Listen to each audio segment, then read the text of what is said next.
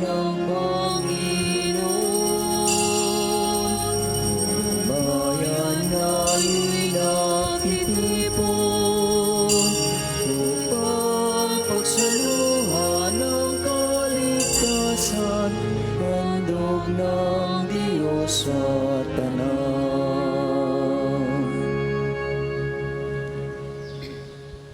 Sa ngalan ng Ama, ng Anak, at ng Espiritu Santo. Amen. Ang pagpapala ng ating Panginoong Hesukristo, ang pag-ibig ng Diyos Ama, at ang pakikipagkaisa ng Espiritu Santo, naway sumainyong lahat. At sumainyo rin. Nakilala po itong parokya at pambansang dambana ni Santo Padre Pio as a place of healing.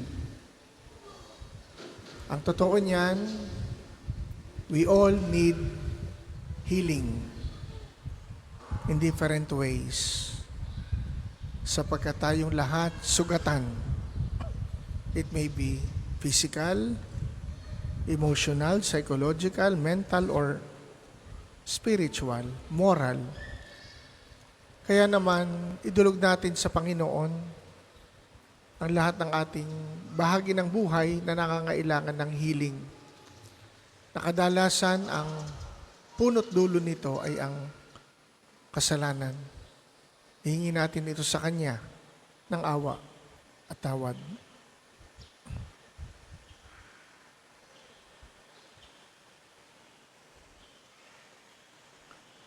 Sinugong tagapagpagaling sa mga nagsisisi, Panginoon, kaawaan mo kami. Panginoon, kaawaan mo kami.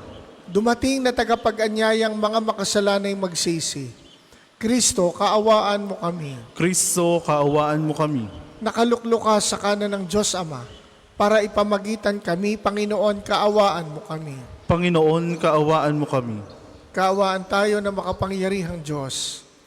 Patawarin tayo sa ating mga kasalanan at patnubayan tayo sa buhay na walang hanggan. Amen. Manalangin tayo.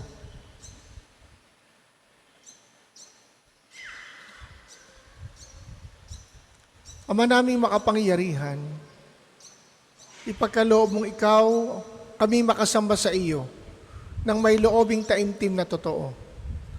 At kami rin naway magmahal sa aming kapwa-tao, nang may damdaming ibinubunsod ng iyong Espiritu.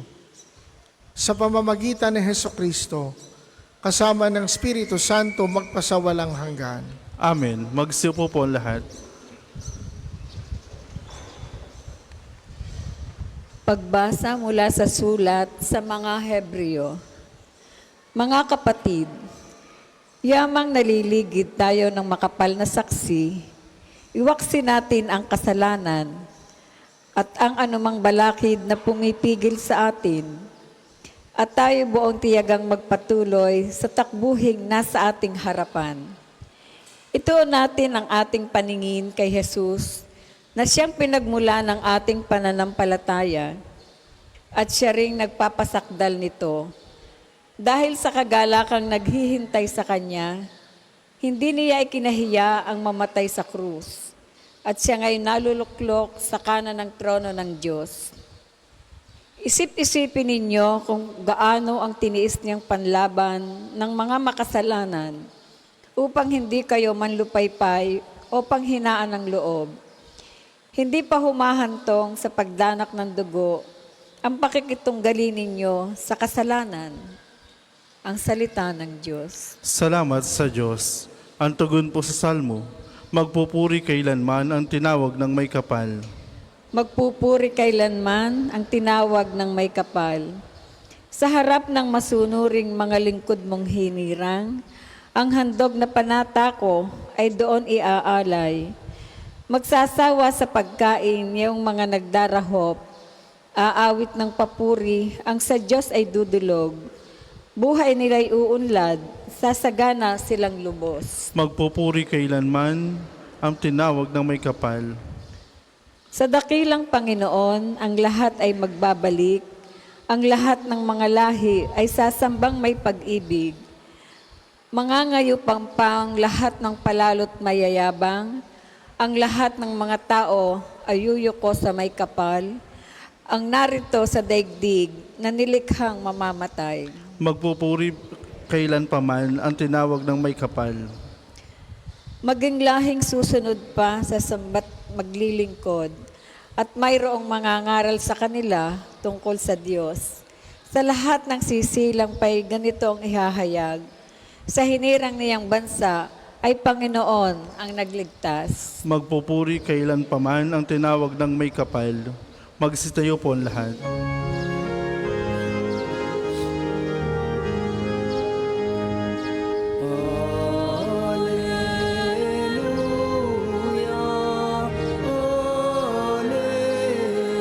Alleluia, Alleluia,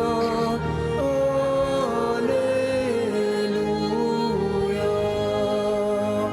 Hinahon ni Jesucristo ang sakit ng mga tao upang matubos niya tayo.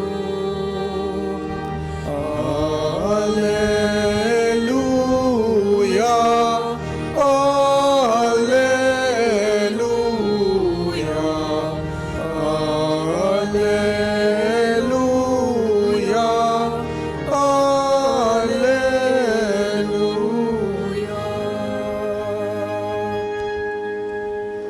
Sumainyo ang Panginoon. At sumainyo rin. Ang mabuting balita ng Panginoon ayon kay San Marco. Papuri sa iyo, Panginoon. Nung panahong iyon, muling tumawid si Jesus sa ibayo ng lawa ng Galilea, nakasakay sa bangka. Nasa baybay pa siya ng lawa, ay pinagkalipon-punan na siya ng maraming tao. Dumating ang isang lalaki na naghangalang Jairo, isang tagapamahala ng sinagoga. Pagkakita kay Jesus ay nagpatira pa sa kanyang paanan at ang samo, "Agaw buhay po ang anak kong dalagita. Kung maaari, sumama kayo sa akin at ipatong ninyo sa kanya ang inyong kamay upang siya'y gumaling at mabuhay." Sumama naman si Jesus at sinundan siya ng napakaraming taong nagsisiksikan, ano pat halos maipit na siya.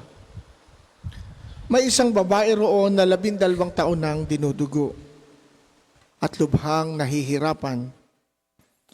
Marami ng manggagamot ang tumingin sa kanya at naubos na sa kapapagamot ang kanyang ari-arian.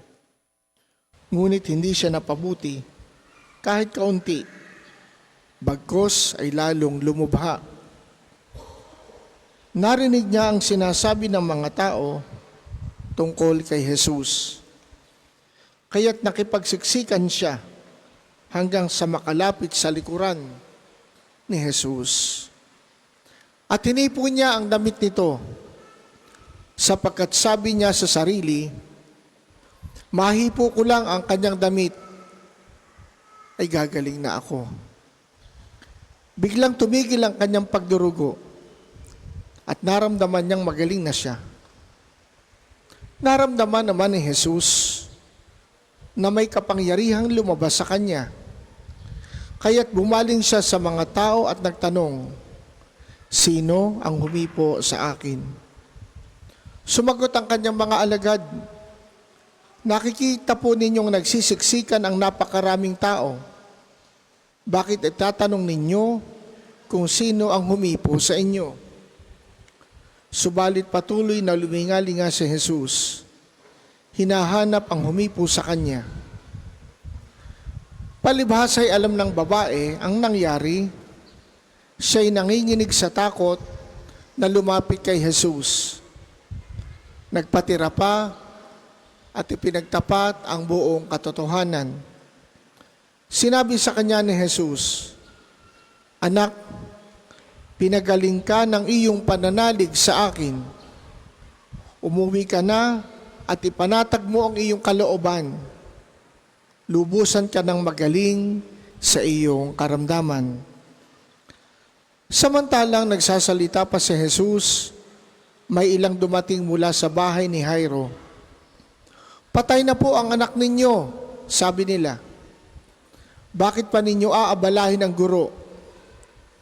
Hindi pinansin ni Jesus ang kanilang sinabi. Sa halip ay sinabi sa tagapamahala, huwag kang mabagabag, manalig ka. At wala siyang isinama kundi si Pedro at ang magkapatid na Santiago at Juan. Nang dumating sila sa bahay ng tagapamahala, nakita ni Jesus na gulong-gulo ang mga tao. May nananangis pa at nananaghoy.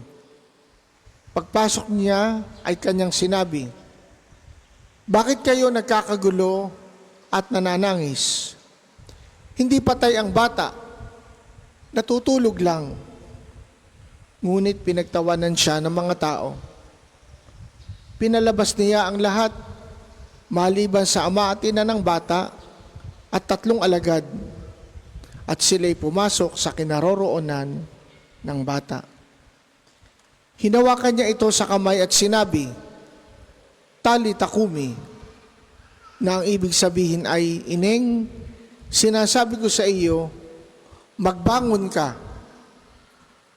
Pagdakay bumangon ng bata at lumakad, siya'y 12 taon na, at namangha ang lahat.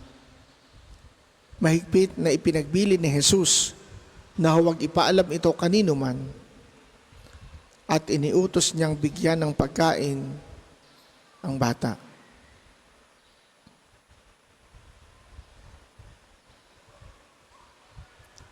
Ang mabuting balita ng Panginoon. Pinupuri ka namin, Panginoong Jesucristo.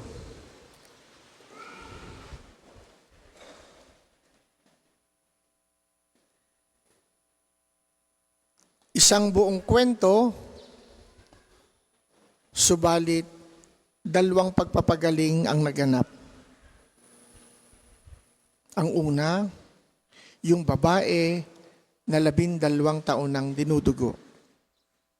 At pangalawa, yung anak ni Jairo na 12 taong gulang. Malaki po ang pagkakaparehas nung dalawa. Una, kapwa sila babae. Ang isa siguro medyo maedad na, ito namang isa, bata pa. Ano pa ang parehas sa kanila? Parehas 12. Ang isa, 12 taon nang may sakit. At ang isa, 12 taong gulang. Pangatlo, ang sakit nung isa, nung una, may kinalaman sa dugo. 12 taon nang dinudugo. Ito, 12 taong gulang, nagsisimulang dumanas ng pagdudugo, menstruation. Yun ang pinagaling ni Jesus. Pagkakaiba, yung una na pagpapagaling naganap sa daan. Yung pangalawa, sa loob ng tahanan. May pagkakaparehas man, may pagkakaiba.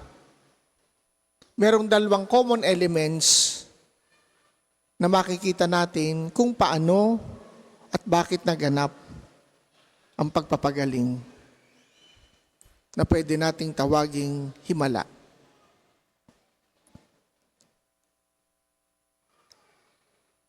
Matapos sabihin ng babae sa kanyang sariling, mahipo ko lamang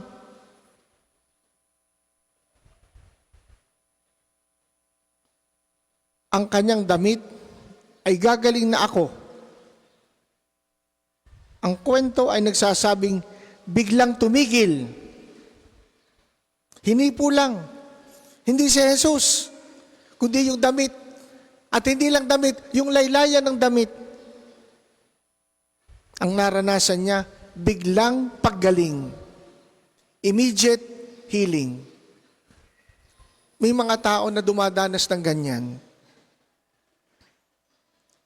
2 weeks ago, meron po kami nakausap dito, balikbayan. Hindi ko siya kilala, hindi rin ako kilala. Nagkwento lang siya. Meron siyang kaibigan na hindi Katoliko.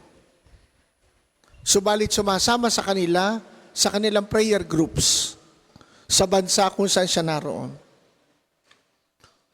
Naka-schedule for surgery yung kanyang kaibigan na hindi Katoliko. May problema sa shoulder. Pero hindi natuloy ang surgery. Ano nangyari? Isang gabi, may nakita siyang lumapit sa kanya na isang lalaki na naka-brown. Hindi niya kilala sapagkat hindi siya Katoliko. I-describe. The following day, completely healed. At doon napagtanto nung ikwento niya doon sa mga Katolikong kaibigan, he must have been Padre Pio na sinugo ng Diyos. Halimbawa ng immediate healing. Sana, sabihin natin, lahat ng healing immediate. Yung paghiling natin, Lord, gumaling sana ako, wag na akong operahan, tapos. Sana ganun. Pero tatandaan natin, immediate man yung healing, 12 taong dumanas ng hirap ang babaeng to. She went through a lot of turmoils and trials. At ang sabi, naubos na ang kanyang kabuhayan. May mga ganyan. Napapasangla ang titulo ng bahay, napapagbili ang ari-arian, dahil sa kagustuhang gumaling. Katulad tayo ng babaeng ito. Gagawin ang lahat. Gumaling lang. Kaya nung mabalita niya ang tungkol kay Jesus, kahit siya'y ang sabi, lumala ang sakit, nakipagsiksikan. At nakikita namin dito, pag araw ng linggo, pag 23rd of the month, ang daming tao nagsisiksikan. Seeking for what? Healing. Because we all need healing. Saan nangyari yung pagpapagaling ni Jesus? Sa daan. Nang magtanong ang Panginoon, sinong humipo sa akin? Anong sagot ng mga alagad? Pambihira ka naman, Panginoon, sa dami ng tao. Itatanong mo kung sinong humipo sa iyo. Pero dahil ramdam ni Jesus, hinanap niya. At ang sabi, nanginginig na lumapit yung babae. At ito ang sabi ng Panginoon, anak, pinagaling ka ng iyong pananalig sa akin. Yun ang elemento kung bakit naganap ang healing. Ano ang kontribusyon ng babae? Pananalig. Ano ang kontribusyon ni Jesus? Sa akin, sabi niya, nanalig ka sa akin. At ipinagkaloob sa kanya ang kanyang hinihiling na paggaling. Yun po ang dalawang elemento ng pagpapagaling. On our part, pananampalataya. On the part of Jesus, biyaya. So gumaling yung babae, tuloy sila doon sa bahay ni Jairo. Anong sabi? Huwag nang abalahin si Jesus, ang guro. Patay na ang bata, sayang lang. Anong assurance ang binigay ni Jesus doon sa ama?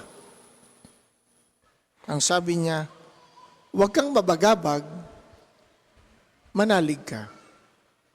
Sapagkat nung siya'y umalis sa bahay at nagpunta kay Jesus, ang sabi niya, nag-aagaw buhay po ang anak kong dalagita. On the way, dumating ang balita, patay na ang bata. Ganun kasakit nun sa isang ama. Kaya malamang, on the way, pinanghinaan na ng loob ang anak, ang ama. At may mga nagsasabi na, huwag mo nang ituloy. Naaabala lang si Jesus. But Jesus gave the assurance, huwag kang mabagabag, manalig ka. Ba't sinabi ng Panginoon yun? Sapagkat ramdam ni Jesus, kung paanong naramdaman ni Jesus ang paglabas ng kapangyarihan sa kanya para gumaling yung babaeng 12 taon ng dinudugo, ramdam niya ang pagkabagabag ng ama na ang sabi, patay na ang inyong anak. Huwag nang abalahin ang guro. Anong assurance ng Panginoon? Huwag kang mabagabag.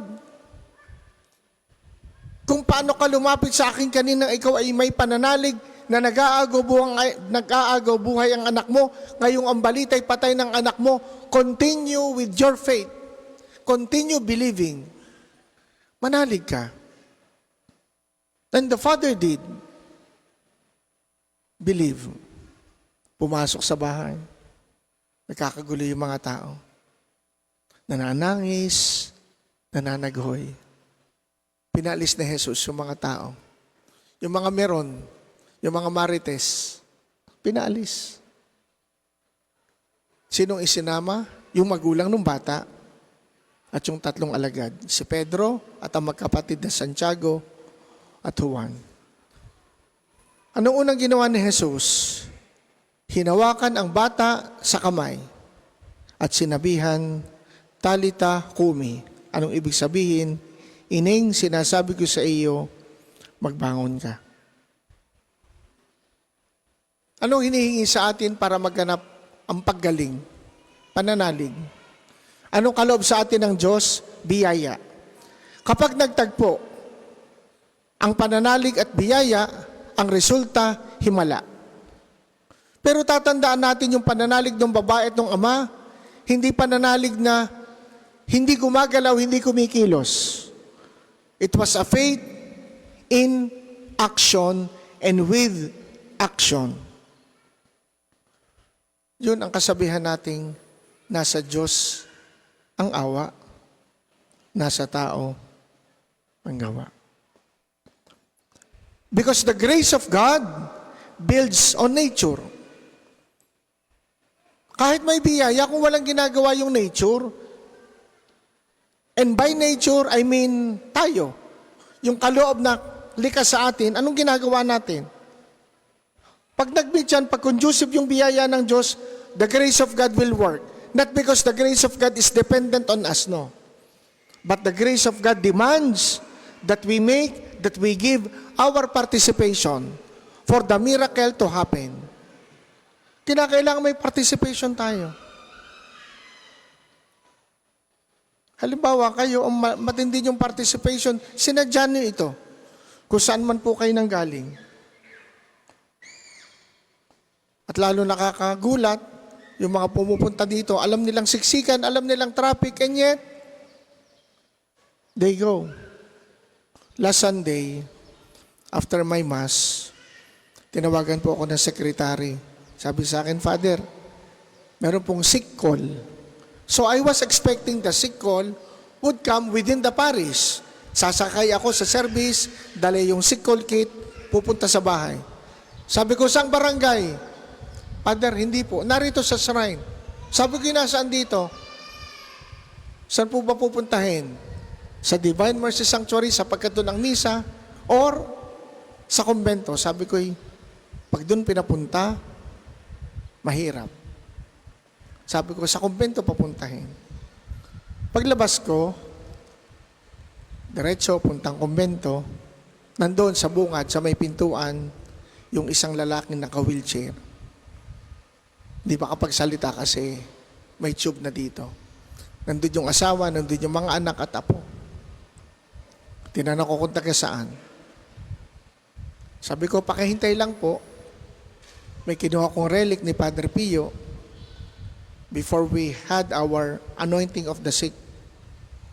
Pinahawakan ko sa kanila at sabi ko, pray for the intercession of Saint Padre Pio. And true enough, the sick person prayed devoutly as well as his family.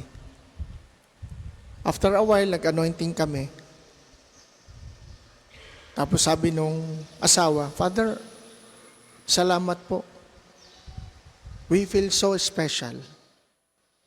Sabi ko, kami po special. Hindi po kayo. Because you came all the way from Bulacan.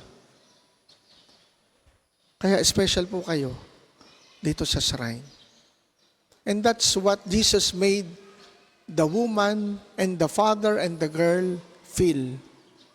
The woman was special, the child was special, the father was special. And we are all special. Though wounded,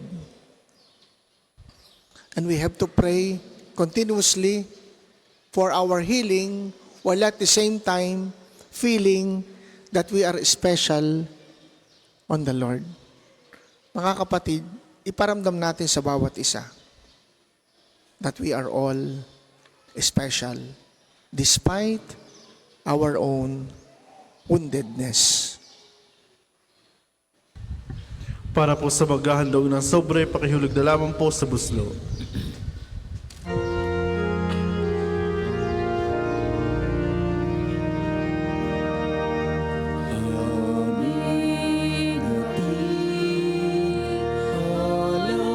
alay na ito, ang tinapay na nagmula sa pagpapala mo. At tanggapin ang alak na ito, inuming inihain sa'yo. Mahal naming Diyos, inyo tanggapin ang munting alay mula sa amin. Buong puso namin hintayin pagpapala ng aming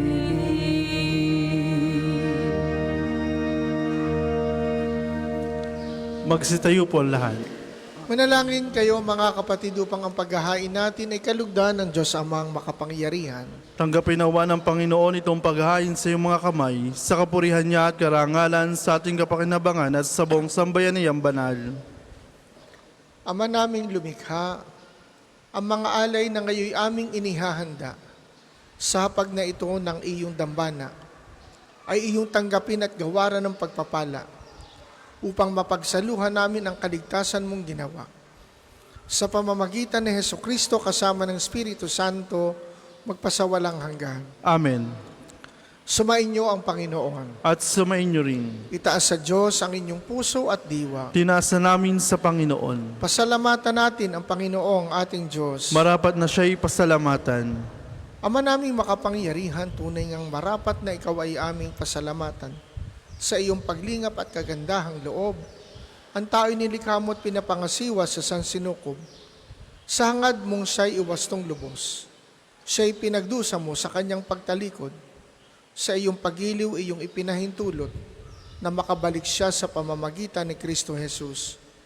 Kaya kaisa ng mga anghel na nagsisiawit ng papuri sa iyo, nang walang humpay sa kalangitan kami nagbubunyi sa iyong kadakilaan.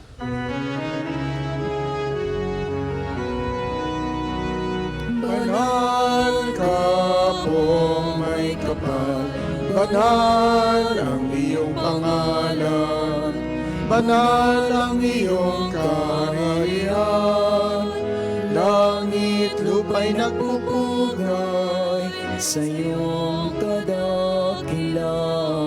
Dinarakilan ng lahat ang naparito mong anak, na siyang nagmulak sa bulag, sa pilaya'y nagpalakad at nakiramay sa lahat.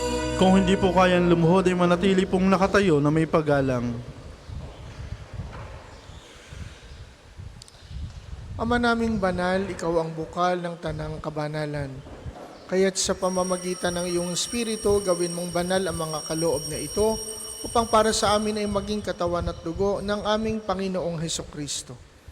Bago niya pinagtiisa ang kusang loob na maging handog, kinuha niya ang tinapay, pinasalamatan kaniya, pinaghati-hati niya yon, ibinigay sa kanyang mga alagad at sinabi, "Tanggapin ninyong lahat ito at kanin. Ito ang aking katawan na ihahandog para sa inyo."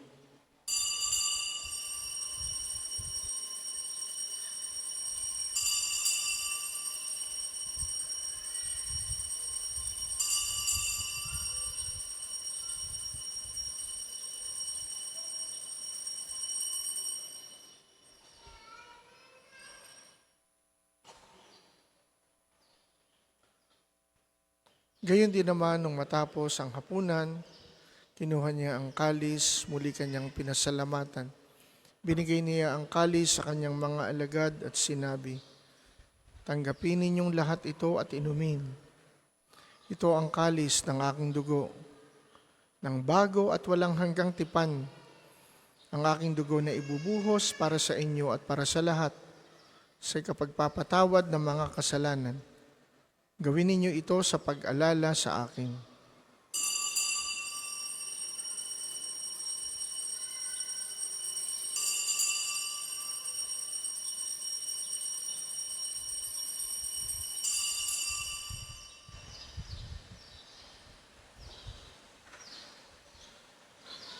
Pagbunyi natin ang misteryo ng pananampalataya. Si Kristo'y namatay, si Kristo'y nabuhay, si Kristo'y babalik sa wakas ng panahon. Ama, ginagawa namin ngayon ang pag-alala sa pagkamatay at muling pagkabuhay ng iyong anak. Kaya't iniaalay namin sa iyo ang tinapay na nagbibigay buhay at ang kalis na nagkakaloob ng kaligtasan. Kami nagpapasalamat dahil kami iyong minarapat na tumayo sa harap mo para maglingkod sa iyo. Sinasamo namin kaming magsasalo-salo sa katawan at dugo ni Kristo ay mabuklod sa pagkakaisa sa pamamagitan ng Espiritu Santo. Amalingapin mo ang iyong simbahang laganap sa buong daigdig. Puspusin mo kami sa pag-ibig kaisa ni Francisco na aming Papa, ni Gilbert na aming Obispo at ng Tanang Kaparian. Alalahanin mo rin ang mga kapatid naming nahimlay na may pag-asang sila'y muling mabubuhay, gayon din ang lahat ng mga pumanaw. Kaawaan mo sila at patuloyin sa iyong kaliwanagan. Kaawaan mo at pagindapatin kaming lahat na makasalo sa iyong buhay na walang wakas.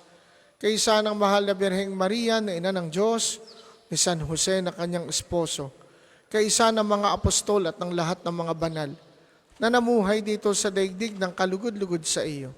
Maipagdiwang nawa namin ang pagpupuri sa ikararangal mo sa pamamagitan ng iyong anak na aming Panginoong Hesukristo.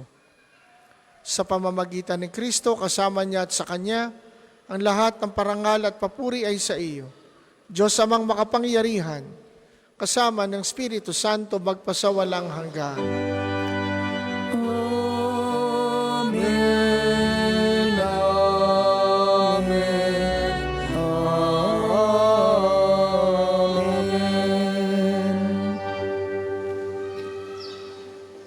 Sa tagubili ng mga nakagagaling na utos sa turo ni Jesus, na Panginoon natin at Diyos, ating dasalin ng lakas loob. Ama namin, Sumasalangit ka, sambahin ang ngalan mo. Mapas sa amin ang kaharian mo, sundin ang loob mo dito sa lupa para ng sa langit.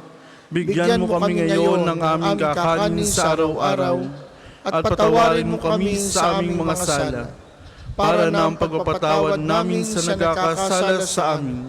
At huwag mo kami pahintulot sa tukso, at iadya mo kami sa lahat ng masama. Amen. Hinihiling namin kami adiya sa lahat ng masama. Pagkalooban ng kapayapaan araw-araw, iligtas sa kasalanan, at ilayo sa lahat ng kapahamakan, samantalang aming pinananabikan ang dakilang araw ng pagpapahayag ng tagapagligtas naming sa Hesukristo. Sapagkat iyo ang kaharian, ang kapangyarihan at ang kapurihan magpakailanman. Amen. Panginoong Hesukristo, sinabi mo sa iyong mga apostol, kapayapaan ang iniiwan ko sa inyo. Ang aking kapayapaan ang ibinibigay ko sa inyo.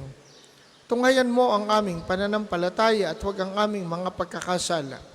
Pagkalooban mo kami ng kapayapaan at pagkakaisa ayon sa iyong kalooban, kasama ng Espiritu Santo magpasawalang hanggan. Amen. Ang kapayapaan ng Panginoon naway laging sumainyo. At sumainyo rin. Magbigayan kayo ng kapayapaan sa isa't isa.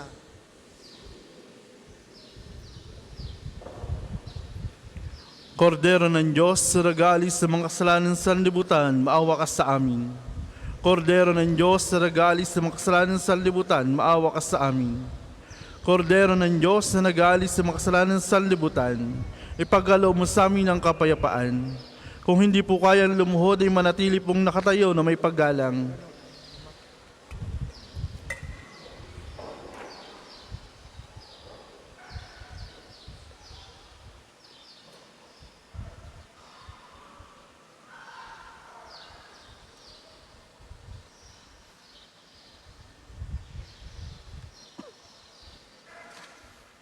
Ito si Jesus, ang kordero ng Diyos, na nag-aalis ng mga kasalanan ng sanlibutan.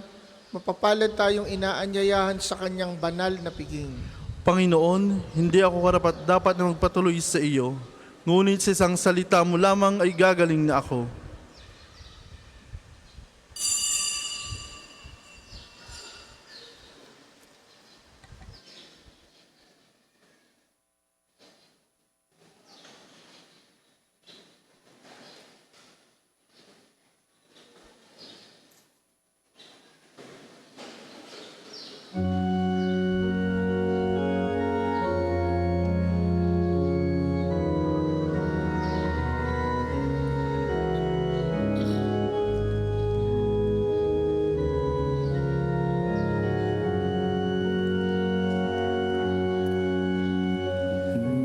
Umasa ka sa Diyos, mabuting gawin, at manan kang ligtas sa lupain. Sa Diyos mo hanapin ang kaligayahan, at pangarap mo ay makakamtan. Ang iyong sarili sa Diyos mo ilagak, pag nagtiwalay tutulungan kang ganap. Ang kabutihan mo ay magliliwanag, katulad ng araw kung tanghaling tapat. Umasa ka sa Diyos, ang mabuting gawin, at manahan kang ligtas sa lupain. Sa Diyos mo hanapin ang kaligayahan, at pangarap mo ay makakamtan. Sa harap ng Diyos, manatag ka, maging matyagang maghintay sa Kanya. Huwag mong kainitan ang gumiginhawa, sa liko mong paraan umunlad man sila. Umasa ka sa Diyos, ang mabuting gawin, at manahan kang ligtas sa lupain. Sa Diyos mo hanapin ang kaligayahan, at pangarap mo ay makakamtan.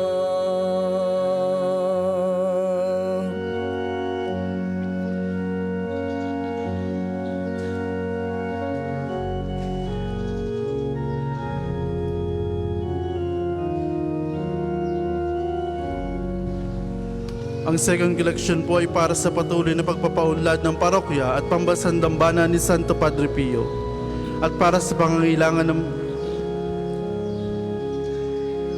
ang isasagwa pong second collection ay ginagamit sa patuloy na pagpapaunlad ng parokya at pambansang dambana ni Santo Padre Pio, at para sa pangangailangan ng matatanda at may sakit na paring ng Archdiocese ng Lipa. Salamat po sa inyong handog.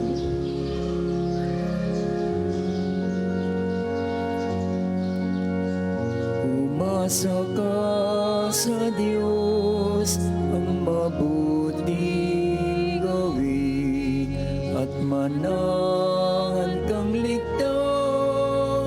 sa lupain.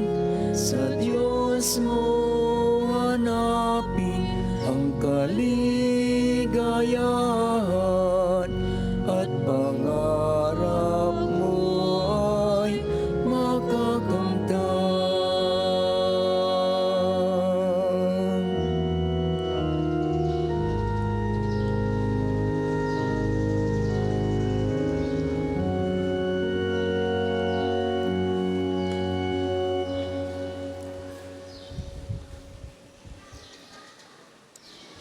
Manalangin tayo.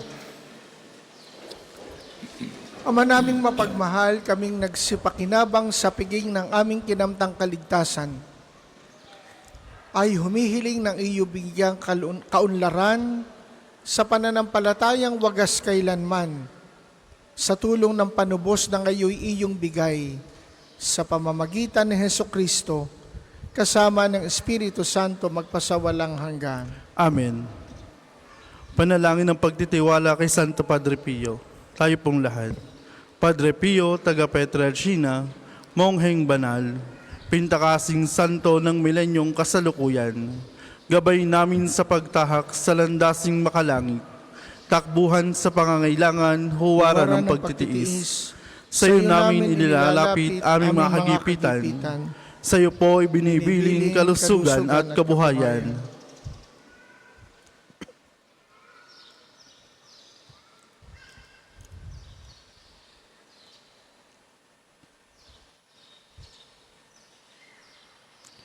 Di man karapat-dapat, kami po ay pagbigyan, bendisyonan at basbasan, maging ganap sa buhay. Lumayo nawa kami, umiwas sa kasalanan, lumapit lagi sa Diyos, maging matatag at matibay. Sa mabuting balita ng pagliligtas, turuan mo kami nawa, sa tuwin na ay makinig, magnilay at sumampalataya. Amin pong pakiusap itong mga kahilingan, puso ay nagsisisi, nagtitikang taimtiman. Di na muling magkasala, sunod lagi sa Diyos Amang, kaisa ng Espiritu at ni Jesus sa tagapamagitan. Amen. Panalangin para sa pagpakamit ng Idulahensya Plenaria ngayong taon ng Jubileo. Sumasampalataya ako sa Diyos Amang makapangyarihan sa lahat, na may gawa ng langit at lupa. Sumasampalataya ko kay Jesucristo, isang anak ng Diyos, Panginoon nating lahat. Nagkatawang tao siya lalang ng Espiritu Santo, ipinanganak ni Santa Maria Berhen, pinagpakasakit ni Poncio Pilato, ipinako sa krus na matay inilibing, nanaog sa kinaroroonan ng mga yumao, na may ikatlong araw na buhay na magbuli, umakyat sa langit, naluklok sa kanan ng Diyos Amang makapangyarihan sa lahat. Doon magmumulang paririto at huhukom sa nabubuhay at namatay na tao. Sumasampalataya naman ako sa Diyos Espiritu Santo, sa banal na simbahang Katolika, sa kasamahan ng mga banal, sa pakapatawaran ng mga kasalanan, sa pagkabuhay na magbuli ng namatay na tao, at sa buhay na walang hanggan. Amen. Ama namin, sumasalangit ka, sambahin ang ngalan mo, mapasa amin ang kaharian mo, sundin ang loob mo dito sa lupa para ng sa langit. Bigyan mo kami ngayon ng aming kakanin sa araw-araw, at patawarin mo kami sa aming mga sala, para na ang pagpapatawad namin sa nagkakasala sa amin.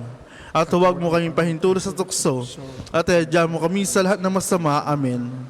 Aba, Ginoong Maria, napupuno ka ng grasya, ang Panginoon Diyos ay sumasa iyo. Bukod kang pinagpala sa babaeng lahat, at pinagpala naman ng iyong anak si Jesus. Santa Maria, Ina ng Diyos, ipanalangin mo kami makasalanan, ngayon at kung kami mamamatay. Amen. Ang lahat po'y magsupo para sa ilang patalastas.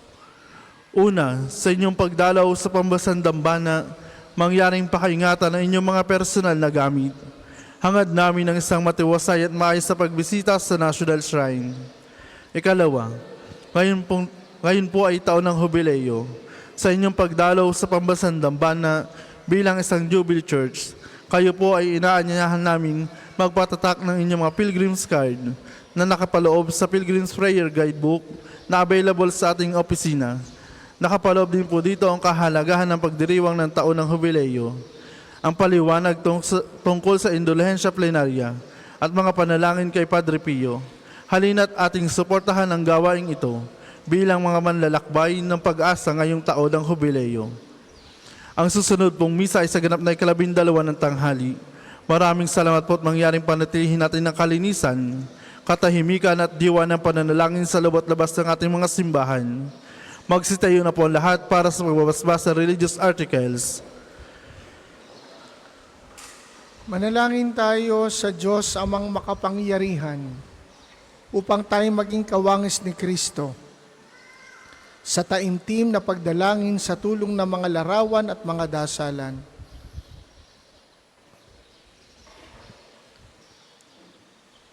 O Panginoong Diyos, Ikaw ang bukal ng lahat ng pagpapala at biyaya. Ibuhos mo ang iyong bendisyon sa mga gamit na ito sa pananalangin, na nagpapaalala ng iyong kabutihan, kabanalan at pagmamahal sa amin, upang ang lahat na dumulog at manalangin gamit ang mga ito ay magtamo ng iyong awa at biyaya.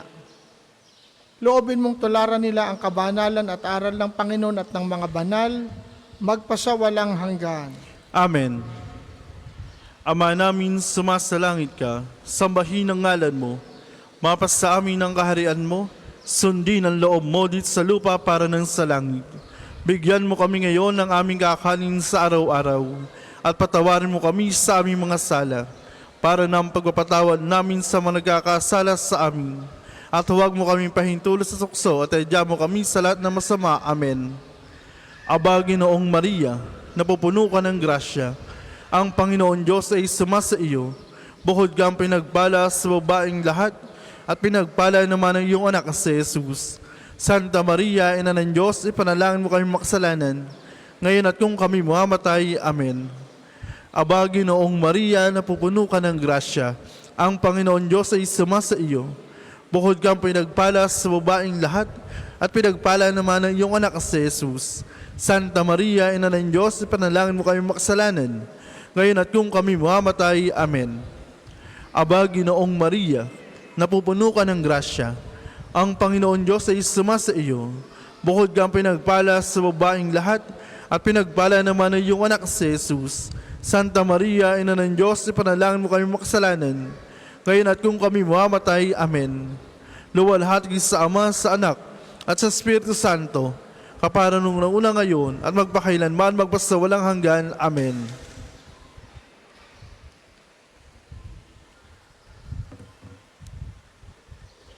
Maraming salamat po at mag-ingat kayo sa inyong pag-uwi. Sumainyo ang Panginoon At sumainyo rin. at pagpalain kayo ng makapangyarihang Diyos, Ama, Anak at Espiritu Santo. Amen. Tapos ng ating pagdiriwang, humayo kayong taglay ang kapayapaan. Salamat sa Diyos.